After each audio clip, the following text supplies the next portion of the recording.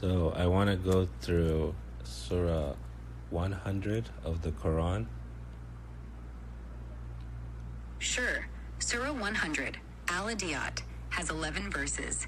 It's about the panting horses charging into battle, symbolizing human ingratitude and greed. Want me to recite it in Arabic or explain each verse in English? No, let's go verse by verse, but let's try to avoid Arabic as much as possible. Try. So the first verse, it says what? All right, I'll stick to English. The first verse of Surah 100, Al Adiyat, describes horses charging forward, panting heavily as they rush. Want me to break down the imagery or move to the second verse? Yeah, break down the imagery. Sure. The imagery here paints a vivid picture of war horses in full sprint, kicking up clouds of dust. The first part of the surah captures the intensity and chaos of battle. All right, let's move on to the next verse. Okay. Well, the second sorry. Before we move on to the next verse, this is an oath, correct? Yes, exactly. The first few verses of Surah Al Adiyat start with the oath, like a warrior swearing. So the first verse, God is swearing an oath by these racers that have horses that are coming fast and panting, correct? That's right. God swears by the fast-charging, panting horses to grab attention and set up the lesson. Want to dive into the second verse now? Well, first of all, what are your thoughts that all that meaning came from two words? It's pretty amazing how much depth two words can hold, right? Those Arabic terms, al-adiyat and daban, pack a punch, capturing the raw energy of galloping horses and setting the stage for a powerful message about human nature. Want to unpack the second verse now? Why'd you even bring up human nature? It has nothing to do with human nature. But we're looking at this verse in a vacuum. Fair enough. Let's focus just on the verse itself then. The first verse is all about those horses charging, panting, full of intensity. No human nature tied in yet, just pure imagery. Ready for the second verse now? Yeah. Great. The second verse talks about the horses striking sparks with their hooves, emphasizing their speed and power in the charge. Want me to dig into the imagery here, or keep going to the third? Dig into the imagery. Love it. The image of hooves striking sparks really brings out the ferocity and speed of these horses, like fire bursting from the ground as they thunder forward in battle. It's all about that raw, chaotic energy. Want to explore the third verse now? Yep.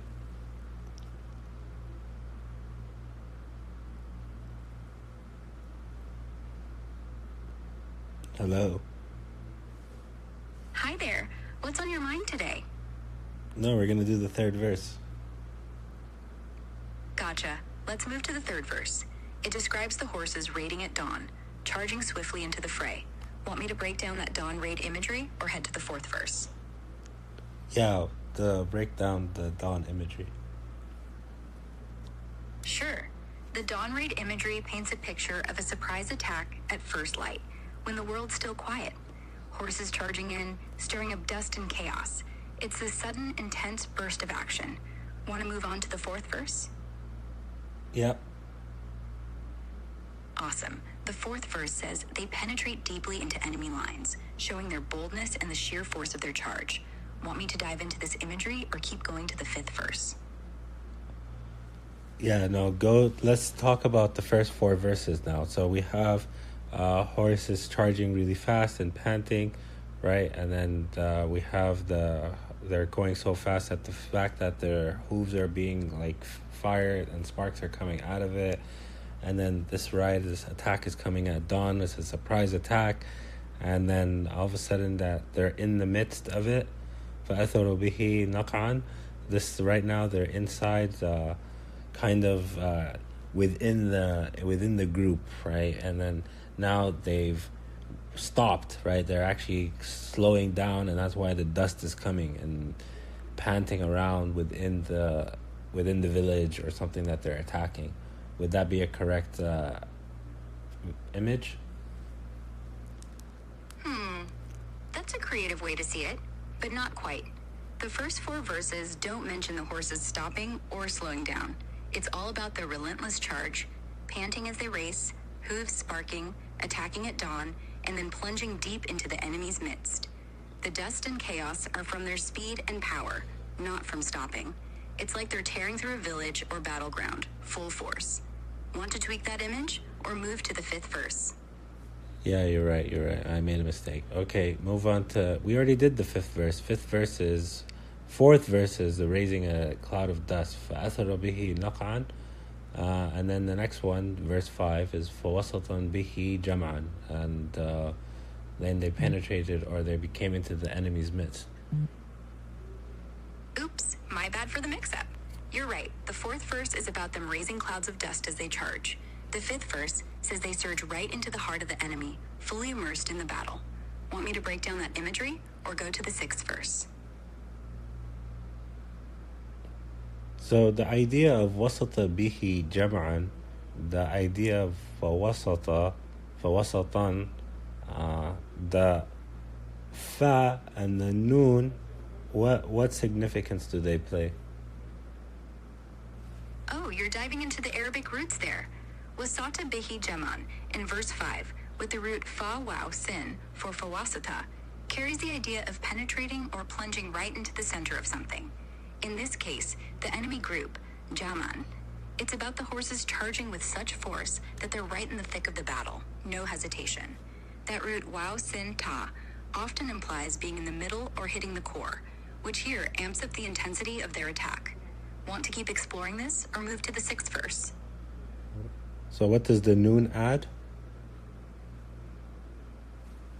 The noon at the end of fawasatan is part of the Arabic grammatical structure, specifically marking the word as an adverb in this context. It doesn't carry a separate meaning on its own, but refines fawasata to show the manner of the action, how the horses are plunging decisively into the center of the enemy group.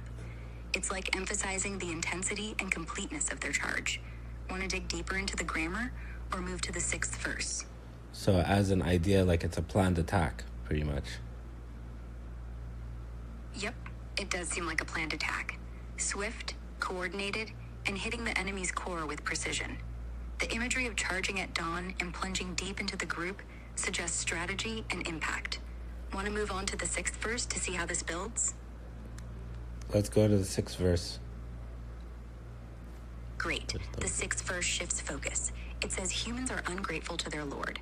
It's like a pivot from the horse's intensity to a lesson about human behavior. Want me to unpack this shift, or head to the 7th verse? No, how does it tie in with the previous verses? Good question. The previous verses about the charging horses build this intense, vivid picture of power and action to grab attention. Then, the 6th verse flips to humans being ungrateful, using the horse's relentless drive as a contrast to show how people chase worldly gains but forget their Lord's blessings. It's like saying, look at this intensity. Humans act with similar zeal for material things, but not for gratitude. Want to explore this connection more, or move to the 7th verse? What about the idea that because it says إِنَّ الْإِنسَانَ لِرَبِّهِ لَكَنُودٌ. Lakanud means they're ungrateful, or even like kind of heedless, right? So they could even point the image that the insan, the heedless or the ungrateful human, is the actual one that's going to be attacked within that village. Do you think that could also paint that kind of picture? Sounds like you're halfway through a thought there. What idea are you thinking about with the 6th verse, or the connection to the horses? Want to finish that, or keep rolling with the 7th verse? You didn't hear anything I said? I said that the idea is that the 6th, with the 6th verse, and the human being ungrateful or heedless. Lakanud can also mean kind of heedless. So the individual is being in the state. This also paints the picture that they're the ones that are going to be attacked. They're the ones that are actually about to be attacked by these horses. What are your thoughts? Oh, that's a fascinating angle. If we see lakanud as heedless rather than just ungrateful, it definitely shifts the vibe. Like humans are so caught up in their own pursuits, they're oblivious to what's coming, maybe even metaphorically attacked by the consequences of their neglect. The horses charging in the earlier verses could totally symbolize that sudden, overwhelming wake-up call crashing into their lives. It ties the vivid imagery of the attack to the human state of being unaware. Want to dig deeper into this idea, or move to the 7th verse to see how it builds? No, I want to go into this a bit more. Absolutely. Let's dive deeper. So, if the humans are heedless, as Lakanud can imply, it's like they're so absorbed in their own chase, maybe for wealth or status, that they don't see the horses coming, symbolizing consequences or divine accountability. The vivid horse imagery from the first 5 verses could be setting up this idea of a sudden, jarring reality check. Maybe it's saying their reckless priorities make them vulnerable to being overrun by life's trials or God's judgment. What's your take? Want to explore how this heedlessness ties to the horse's charge specifically?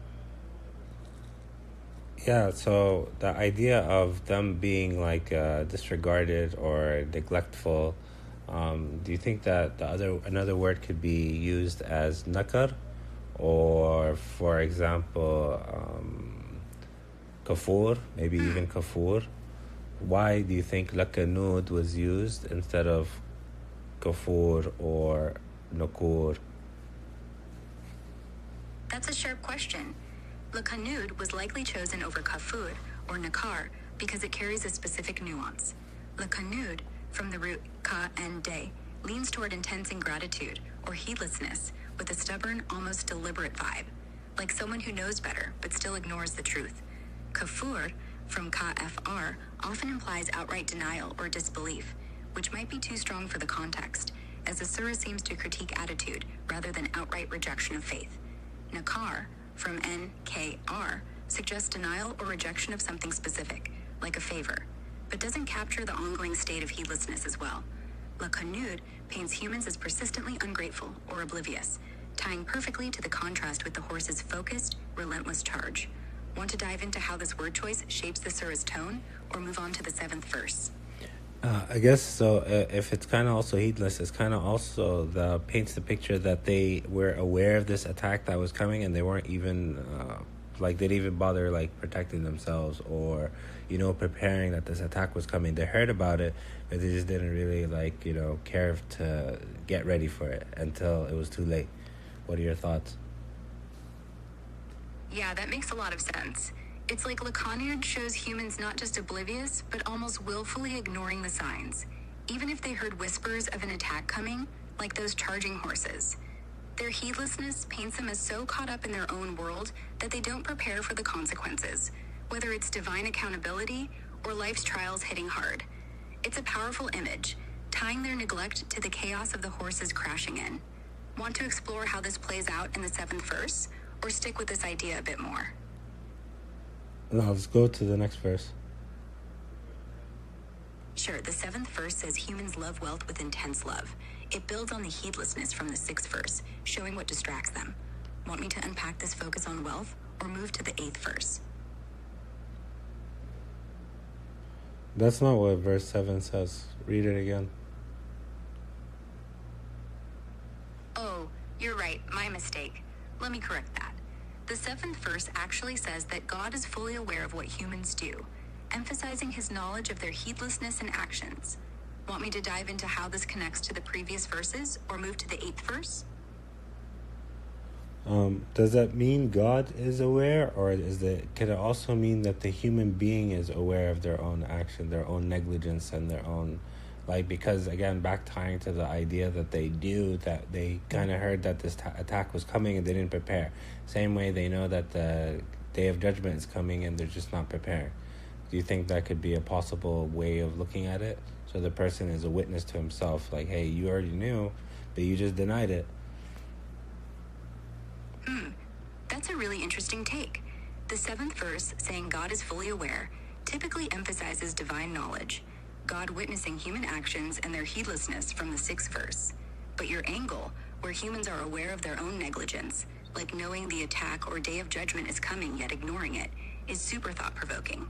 In Arabic, the verse uses shahid, witness, which is often about God's omniscience, but it could also imply humans bearing witness to their own faults, especially since the surah's tone is calling out their self-inflicted folly. It's like they're their own accusers, knowing the truth deep down, but dodging it, just like ignoring an impending attack. Want to explore how the self-awareness idea fits with the 8th verse, or keep unpacking this? Yeah, because if you look at the 8th, it actually, excuse me, it makes more sense that it's talking about the individual and not about God. It's about the individual being, he's aware of his own faults and so forth, not God being aware. Of course, God is aware too, but this one is specifically talking about the why, because in the next verse it says, and he, so it can't be God. So the first one's talking about the individual, and then it continues on talking about the individual loving al-khair la-shadid, hubb al-khair la-shadid. So it's definitely not God that loves. So yeah, your thoughts. Long-winded. So anyway, you've got a sharp point there. If the 7th verse is about the individual being a witness to their own faults, it makes sense, especially since the 8th verse continues with, and indeed he is, in love of wealth, intense. It's clearly the person, not God, being described here, with that hub al-khair shadid, showing their obsessive chase for material gain. Your take, that humans are self-aware of their heedlessness, like knowing the day of judgment is coming, but ignoring it, ties in beautifully. It's like they're their own witness, admitting their flaws, yet still chasing wealth, just as they ignored the attack in the horse imagery. Want to dive into how the 8th verse's love of wealth connects to this self-awareness, or move to the 9th verse? Let's move on to the next verse. All right, the 9th verse says that humans don't realize when their graves will be opened. It's a wake-up call about the day of judgment.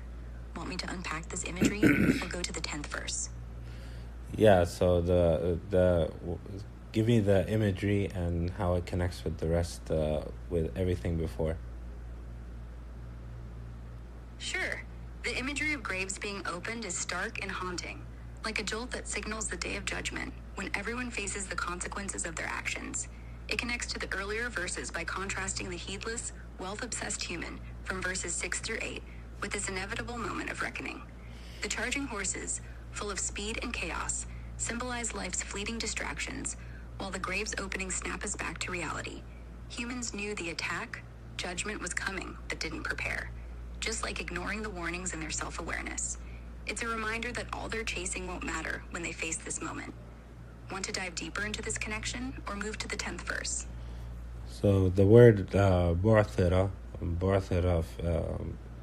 let's break that down a bit more. Gotcha. Let's break down Barathira from the 9th verse. The Arabic root B-A-A-T, yar, means to scatter, stir up, or bring forth, often with a sense of upheaval. Here, Barathira refers to the graves being opened or their contents being scattered, evoking this dramatic image of resurrection on the day of judgment, bodies rising, everything laid bare. It ties back to the earlier verses' horse imagery, where chaos and dust mirror life's distractions, but now it's the ultimate disruption, forcing humans to face their heedlessness and obsession with wealth. It's like the final attack they can't ignore. Want to explore how this word's intensity shapes the surah's message, or move to the 10th verse? Let's move into the next verse. Great. The 10th verse says God will soon show them what they didn't see before. It's a warning that all their hidden deeds will be exposed on Judgment Day. Want me to dig into this imagery, or move to the 11th verse? No, let's dig into the imagery. Sure. The imagery of God showing humans what they didn't see before is intense. It's like a curtain being... That's not what it says. It says وَحُصِّلَ مَا فِي الصُّدُورِ, and it is made apparent what is in the breasts. بالضبط. الآية العاشرة بتقول إنه كل اللي كان مخفي في القلوب هيتكشف. الصورة هنا قوية جدا، زي ما تكون الحقيقة كلها بان فجأة في يوم القيامة. كل الأفعال والنوايا المخفية بتتصاعد. The hell is that? Yeah. So, English, please. Sorry about that. Let's stick to English. The 10th verse's imagery of what is in the breasts being made apparent is like a spotlight hitting every hidden thought and deed on Judgment Day. It ties back to the heedless humans ignoring warnings, chasing wealth, and now facing the truth they can't escape, like the graves opening in the 9th verse. Want to unpack this more, or head to the 11th verse? No, it also opens up the idea of intentions. What do you think? Yeah, totally. It opens up the idea of intentions big time. The 10th verse's phrase about what is in the breasts being revealed points to not just actions, but the hidden motives and feelings behind them. Judgment Day exposing what people truly intended, not just what they did. It connects to the heedlessness and love of wealth in earlier verses, like they knew their priorities were off but ignored it, and now their true intentions are laid bare. Want to dive deeper into how intentions shape this, or move to the final verse? Let's move to the final verse.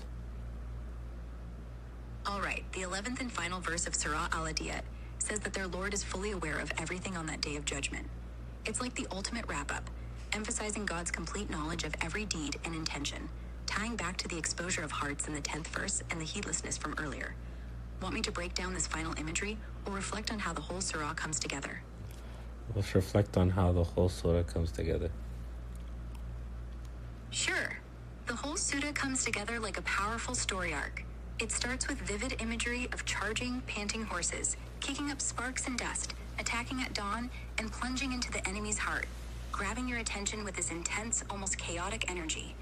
Then, it pivots to humans, calling them out for being heedless and obsessed with wealth, ignoring the bigger picture despite knowing better. The final verses hit hard with the day of judgment, graves opening, hearts exposed, and God's full awareness of everything, deeds, intentions, all of it. It's like the horses symbolize life's fleeting distractions, and the surah warns that ignoring the truth catches up when everything's laid bare. It's a wake-up call to snap out of heedlessness before it's too late. Want to dig into any specific connection or theme here? Yeah, I have a question about Prophet Muhammad. What are your thoughts? Because he's the author, right? And that we're looking at a natural way. He's the author of this. So, what are your thoughts on this surah as a message that he portrayed? That's a really interesting angle. If we see Prophet Muhammad as conveying the surah as a divine message, it shows his role as a messenger. Not as a divine messenger. I want you to. We're looking at it naturally, and he naturally he made this. We're looking at it. That's not the first impression that he made. God gave it. It's he created this. It's his thoughts and stuff. So, what are your thoughts? The idea that a man, an illiterate man, came up with these verses. Wow, that's a fascinating way to look at it. If we consider Prophet Muhammad as the author in a purely natural sense, as an illiterate man crafting Surat Al Adiyat, it's kind of mind-blowing. The surah's vivid imagery, horses charging, sparks flying, dust rising, paints a scene anyone in 7th century Arabia could relate to, drawing from the familiar chaos of raids and battles. Yet, the way it weaves that into a profound critique of human greed and heedlessness, culminating in the stark reality of Judgment Day, shows a deep psychological and moral insight. For an illiterate person to compose something so concise, rhythmic, and layered with meaning, like the shift from physical intensity to spiritual accountability, suggests incredible creativity and observational skill. It's like he's using the raw energy of his environment to deliver a universal truth about human nature. What do you think? Does it strike you as more poetic genius or a reflection of his lived experiences? Want to dive into a specific part of the surah through this lens? What was your favorite part of the surah? Which verse is your favorite verse? Oh, that's a tough one. But if I had to pick, I'd say the first verse grabs me the most. The image of those panting, charging horses. By the racers, panting. It's so vivid and intense. Like you can feel the dust and hear the hooves thundering. It just hooks you right away, setting the stage for the whole surah's wake-up call. What's your favorite verse? I'm not going to say. I don't have a favorite verse. But anyway, okay, cool. Thank you very much. So that was Surat Al Adiyat. Again, disclaimer.